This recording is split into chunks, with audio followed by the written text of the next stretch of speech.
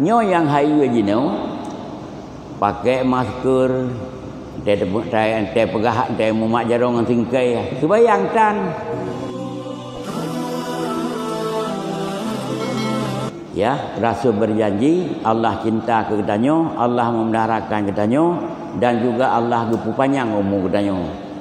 Maka pesan selanjutnya oleh Nabi kepada Anas, yang diantara kata pesan, laksanakan salat tepat dalam waktu, ya. Cacau kesimpulan, wudu tatung tabi, semayang tepat dalam waktu, Quran natabut kan.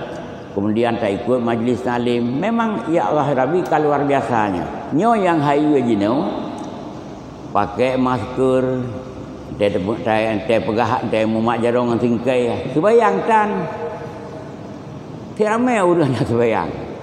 Tapi nyo berdak puah bahwasanya bauronyo urang-urang hana ibadat manteng selamat uang urang ibadat.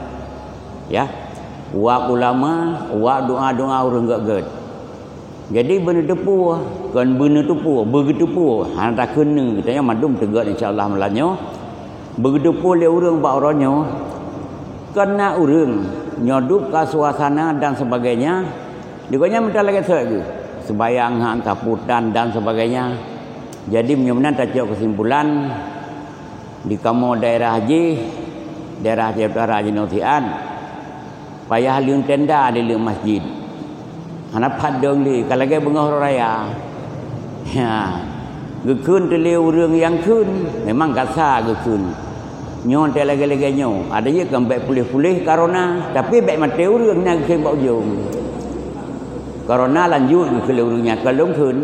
Corona lanjut urang baik kena. Jadi tak jauh manfaat si masjid kabeh punoh, warung-warung bak mall ya.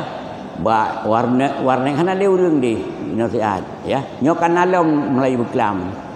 Sebab paling-paling itu le malam juga larang ya.